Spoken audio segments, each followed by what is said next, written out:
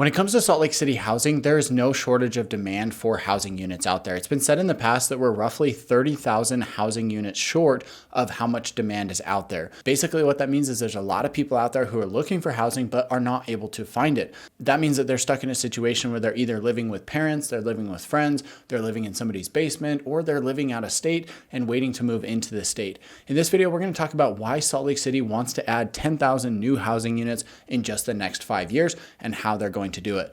What's up, everybody? My name is Cody Steck, your favorite Utah realtor. If you're new to the channel, I want to welcome you. If you're a returning viewer, thank you for being a supporter. Make sure to subscribe to the channel if you haven't already done so. As we jump into this video, I have to remind everybody, if you're thinking about buying, selling, or investing in real estate here in Utah, please reach out to me. My information is on the screen as always. Call, text, or email anytime. I love hearing from you guys and cannot wait to hear from you who's watching this video right now.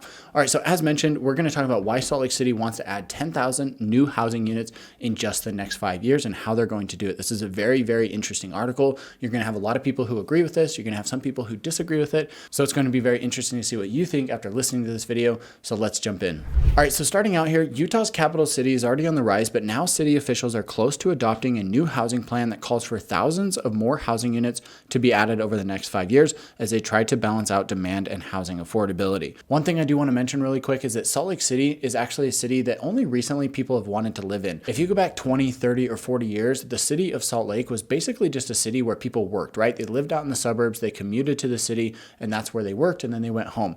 Only over the past 5 or 10 years or so has the demand for housing units in the downtown area actually become a thing. So keep that in mind as we're going through here. The plan, which the Salt Lake City Department of Community and Neighborhoods released earlier this year, outlines a bold response to the city's current housing crisis, department officials wrote. Their top goal is to close a gap of 5,500 units of deeply affordable housing units, which is identified as residents who make 30% of the county's area median income or less. That's why the proposed plan calls on the city to entitle 10,000 new housing units throughout the city over the next 5 years, with at least 2,000 of those being set aside for deeply affordable and another 2,000 aside or more set aside for affordable housing for people making 31% to 80% of the area median income. It wouldn't solve the problem, but would chip away at the deficit, said Rudiger Mathis, policy and program manager for Salt Lake City's community and neighborhoods. As he met with members of the Salt Lake City Council last week, he explained that the department wants to expand housing options across the board so it's easier for residents who need affordable housing to get it. Because there's greater housing choice, the higher your income goes, we want to create more housing choices at kind of the lower income scale so that households can have their needs met. He told the council during a work session meeting last week. That will help filter things up and broaden the base. The 5-year plan also seeks to increase housing stability throughout the city by assisting 10,000 low-income households annually in various ways. These could include dedicated programs that mitigate displacement, serve renter households, serve family households, and increase geographic equity and increase physical accessibility. The department would also track and analyze housing stability issues, which is defined as people who have trouble paying rent or people who frequently move because of housing affordability as a part of this goal. The plan's third and final goal is to build equitable and fair housing through about 1,000 homeownership opportunities for low to moderate income households. Department officials said the plan was crafted over the past year with help from various departments and feedback from more than 6,500 residents, 45% of whom are renters who shared their housing experiences in the city. The City Council is currently slated to hold one last public hearing on the plan next week before the council is tentatively scheduled to vote on it in June. Talking about Salt Lake City's housing struggles. Salt Lake City is growing at a fairly high rate. The Census Bureau estimated that it gained 3,492 residents in just 1 year between July of 21 and July of 2022, making it Utah's 5th fastest growing city of 50,000 residents or more. The census estimates that the city's population is now a little more than 204,000 residents, while the city estimates it is more than 210,000 residents.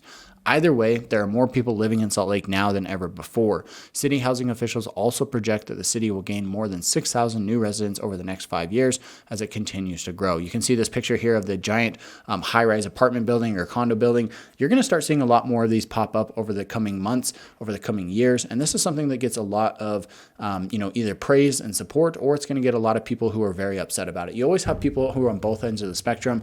Unfortunately, it doesn't seem like there's ever one answer that can just kind of satisfy everybody, right? Some people hate development. They hate seeing the growth that the city is going through. And then you've got other people who want to see as much growth as possible. And unfortunately, you just can't make both of those people happy. You can't provide affordable housing to every single income. That just seems to kind of be the way that life goes. So you're always going to have somebody who's upset about this. You're always going to have somebody who's really excited about it, right? And so it kind of just depends on like where you fall in this overall spectrum. As far as your own personal thoughts, right? This ongoing growth has kept vacancy rates at record lows, even with new construction, which results in higher housing costs, not just for homeowners, but for renters as well.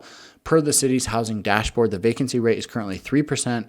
For the more than 43,000 rental units in Salt Lake City. The median rent is $1,021. This is actually quite low. I would expect the median rent in Salt Lake City to actually be much higher than this. The 5-year plan lists low rental vacancy rates and high home prices as one of 6 key findings when it comes to the city's housing situation. The department's other key findings are, number 1, there's a shortage of overall housing supply despite a construction boom. This is especially true for affordable and deeply affordable housing units. Number 2, most Salt Lake City residents are renters, and half of all renters are cost burdened, meaning that more than 30% of their income is spent on housing. Residents surveyed said they prefer more affordable and behavioral health services than additional emergency shelters and homeless resource centers as a solution to the homeless issues. Number 4, there's a mismatch in terms of the types of housing available on the market. Residents say many new apartment complexes are seen as luxury and there are not enough affordable, middle, or family-sized housing options available. This is very true. You will actually see a lot of these. A lot of the new buildings that are being put in are definitely in that luxury price point. And I think that's kind of just the nature of construction, right? As you get land that's very valuable, as you get construction that costs a lot of money to complete, you're going to end up with units that have to be priced at a higher amount in order to have that make sense. If you don't, if you're going to be building this nice, big, brand new building and then charging these very low rents for it, the numbers are just not going to make sense. In most cases, those properties have to be subsidized either by taxes or the government or some other form, basically the people of the city, to basically offset that, right? So yes, it is true. There are a lot of housing markets or housing buildings that are seen on that luxury end because that's the only way to make the numbers work, right? You can't go buy this $5 million piece of land and then put up a $50 million piece of property or a building on it and then just charge $500 a month for each unit. It just doesn't make sense. The numbers don't work out. Wages aren't keeping up with the cost of living, which is helping make more residents cost burdened. So those are the 5 things in addition to the 6th one right up here, which is the low rental vacancy rates. The city's housing dashboard notes that there are now more than 8,200 affordable housing units in the city and nearly 3,800 more on the way. I'm actually working with a client who is building something like this. They've got a couple hundred units that are micro units. It's basically like a hotel room, but with like a full-size kitchen and a full-size living space. So it's kind of like a studio apartment. It's maybe 300 or 400 square feet. And I think this is actually a great idea. If you can find an area where this does make sense, this is something that is possible. It's going to be very small. It's not going to be for a family, but for a single person who just needs a cheap place to live, I actually think this is a great option. Not every single building out there needs to be luxury like we just talked about, but you do have to make some concessions one way or another in order to make the numbers work and in order to make this a profitable thing that is going to work not only for the person who's renting or owning the place, but also for the landlord or the developer who's putting up the capital and the money and the effort to go through the process of putting the building there in the first place, right? Mathis said he believes the city is in a better spot than in 2019 when it comes to affordable housing, but what's in the pipeline is still not enough to handle the growing demand for affordable housing right now. At all levels of affordability, we've made some progress. That said, it's a tricky number. Explaining to the council there are many variables that make it difficult to attract the affordability.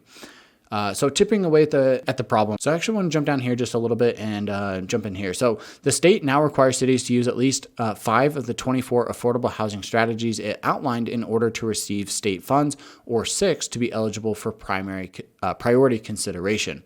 Salt Lake City's plan includes 18 of these. These include developing and adopting a station area plan, amending land use regulations to allow for higher density, land use regulations to eliminate or reduce parking requirements at housing developments, and creating a housing and transit reinvestment zone.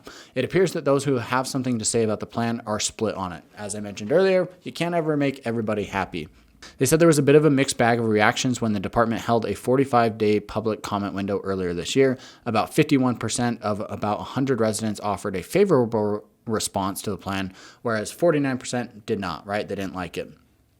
The city council is going to hold another meeting. Meanwhile, some of the city members of the council expressed concerns that the state's requirements aren't doing enough to address the issue at the moment. Salt Lake City Council Chairman Darren Mono added that while he appreciates the city's lofty goal, he also doesn't see the plan as the end of the affordable housing concerns in the city. I've actually talked to Darren on a couple of instances, and a great guy, really knows his stuff, really knows what he's talking about, and I think he's got a valuable insight into the city, so that's really pretty cool to see him get featured here. It clearly doesn't solve the problem in 5 years. This is incredibly important, and I'm sad that we can't get to 100% of the need faster. So we've just got to move as quickly as we can on housing. So at the end of the day, we're trying to provide housing for these people. We're trying to provide enough incentive for the builders, the developers, the landlords who control these properties, and also make sure not to get the government too involved and make sure that the taxpayers are not the ones that are subsidizing these properties. It's a very difficult proposition. There's a lot of moving parts. I'm not necessarily saying I stand on one side or the other of this solution or problem. I'm just saying, here's the facts. Here's what you need to know about this. So I hope you enjoyed this video. If you did, make sure to give it a thumbs up. Make sure to reach out to me if you're looking to buy, sell, or invest in real estate here in Utah. I'm here to keep you updated on what's happening within the city and what it's like to work, eat, sleep, live, and play here along the Wasatch Front. So if you haven't already, make sure to subscribe to the channel and check out that newsletter in the description box down below or in the pinned comment on the video here. Thank you so much for your support. We'll catch you guys in the next one.